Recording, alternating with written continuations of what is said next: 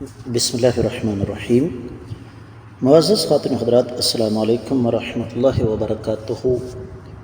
سزائے موت کن کن صورتوں میں دی جا سکتی ہے، یہ ہم نے آج کی حدیث مبارکہ میں پڑھنا ہے۔ موضوع بنیادی طور پر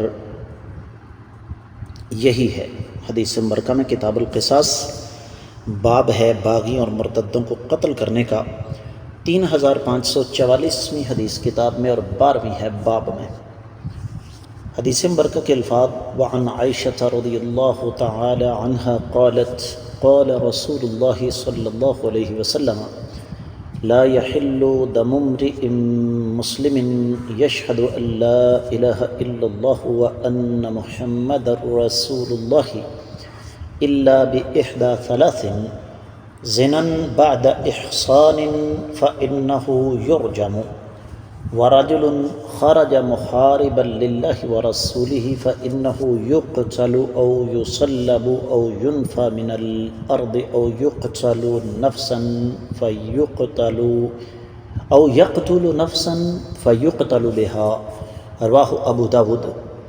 معزز خواتین حضرات، آپ نے سماعت فرمایا کہ یہ روایت سنن ابی داؤد میں ہے، کتاب الحدود۔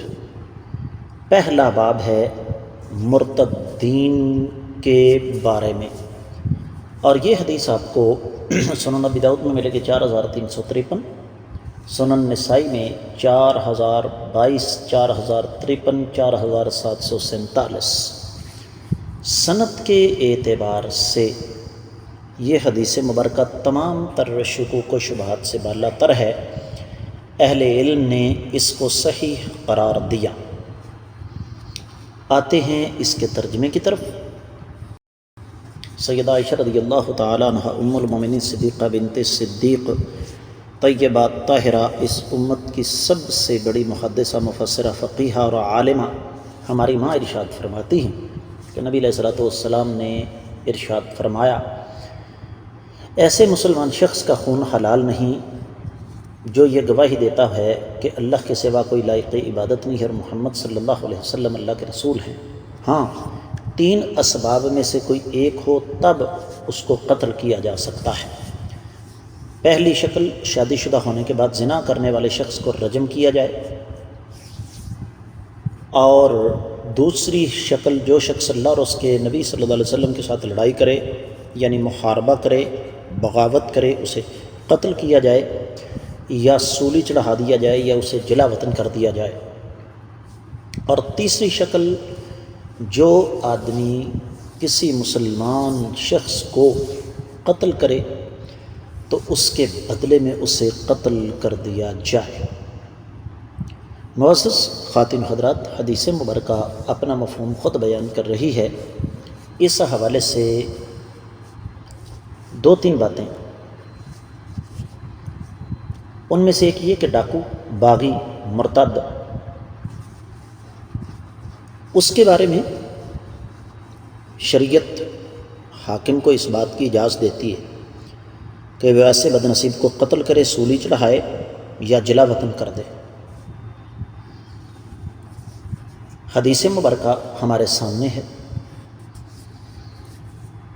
اس لیے حکمران وقت پر تنقید کرنے سے قبل ہمیں اس حدیث کو ذہن میں رکھنا چاہیے۔ دوسری چیز، شادی شدہ زانی کی سزا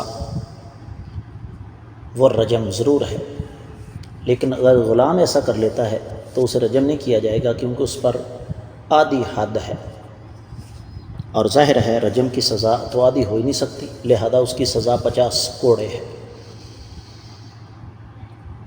اسی طریقے سے اگر کوئی مسلمان کسی مسلمان کو قتل کر دیتا ہے اور وہ بھی جان بوجھ کر ارادتاً، تو یہ طے شدہ بات ہے کہ قصاص کے طور پر اسے قتل کیا جائے گا۔ ہاں، اگر میت کے ورثاء معافی یا دیت پر راضی ہو جاتے ہیں وہ ایک علیحدہ مسئلہ ہے۔